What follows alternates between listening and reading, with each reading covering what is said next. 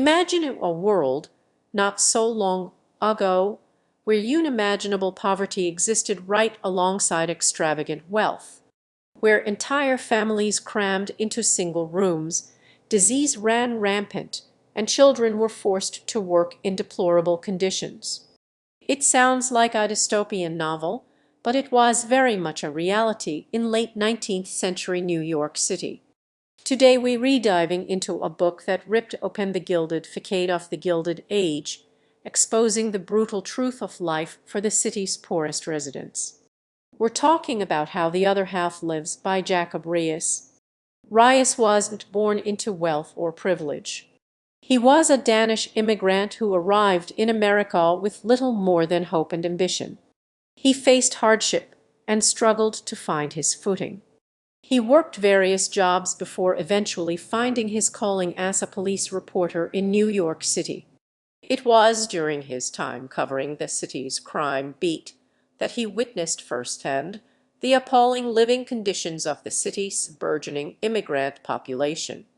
Driven by a sense of injustice and a desire to make a difference, Riis set out to document the squalor and suffering he witnessed, not just with words, but also with the groundbreaking new technology of flash photography.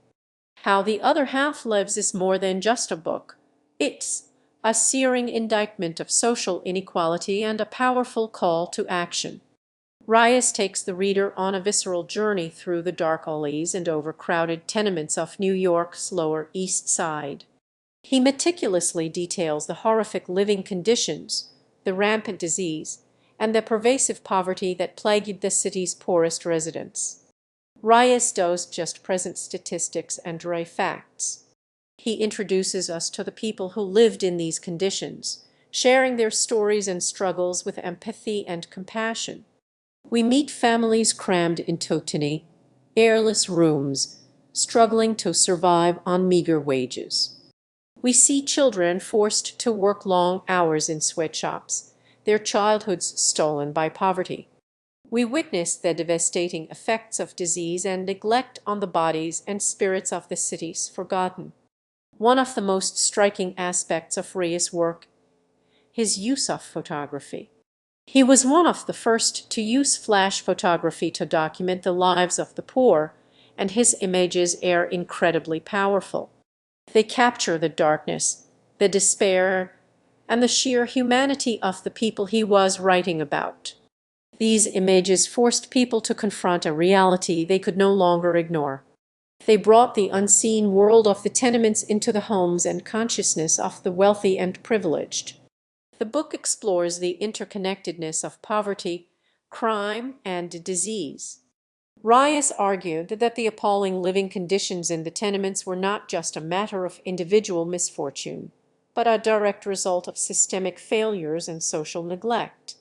He exposed the greed and indifference of landlords who profited from overcrowding and dilapidation, and he criticized the city government for its inaction and indifference to the plight of the poor. However, Riis did just well on the problems. He also offered solutions. He advocated for improved housing standards, better sanitation, and increased access to education and health care. He believed that with the right policies and investments, it was possible to alleviate poverty and create a more just and equitable society. The impact of How the Other Half Lives was profound. It sparked a wave of social reform movements aimed at improving the lives of the poor. Riis' work helped to galvanize public opinion and put pressure on politicians to address the issue of poverty. His book led to new housing regulations, improved sanitation systems, and the construction of parks and playgrounds in some of the city's most impoverished neighborhoods. But perhaps more importantly, How the Other Half Lives changed the way people thought about poverty. It challenged the prevailing notion that poverty was simply the result of individual failings and instead highlighted the systemic factors that contributed to it. It showed that poverty was not just a problem for the poor, but a problem for society as a whole. So, what lessons can we learn from How the Other Half Lives today? Firstly, It reminds us of the importance of empathy and compassion. Riis's work is a testament to the power of seeing the world through the eyes of others and understanding their struggles. It encourages us to look beyond our own privileged perspectives and to recognize the humanity in everyone, regardless of their socioeconomic status. Secondly, the book underscores the importance of social justice. Riis demonstrated that poverty is not just a matter of individual misfortune, but a consequence of systemic inequalities. This calls us to advocate for policies and systems that promote fairness, opportunity, and equal access to resources for all members of society.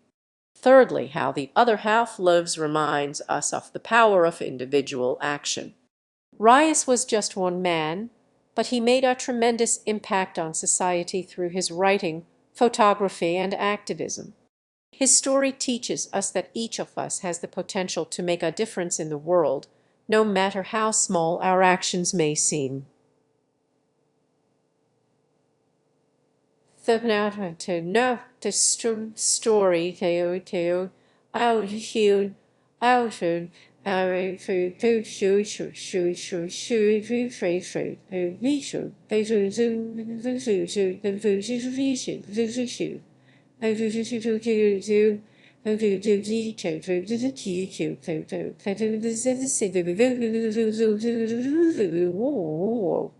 whether it's volunteering time, donating to charity, or simply speaking out against injustice, every act of kindness and compassion can help to create a better world. Finally, Riis's book is a reminder of the ongoing struggle for social justice. While we have made progress in addressing poverty and inequality since Riis's time, these problems still persist in many parts of the world, even in wealthy nations. How the Other Half Lives serves as a timeless call to action, urging us to continue the fight for a more just and equitable world for all. It inspires us to be informed, engaged citizens who are committed to creating a society where everyone has the opportunity to thrive. So, let How the Other Half Lives be a reminder that our actions, no matter how small, can contribute to a more just and equitable world. Pick up this public domain classic and experience this impactful work yourself. Thanks for joining ACE Book Talk today. If you enjoyed this exploration, please subscribe for more book recommendations and thought-provoking discussions.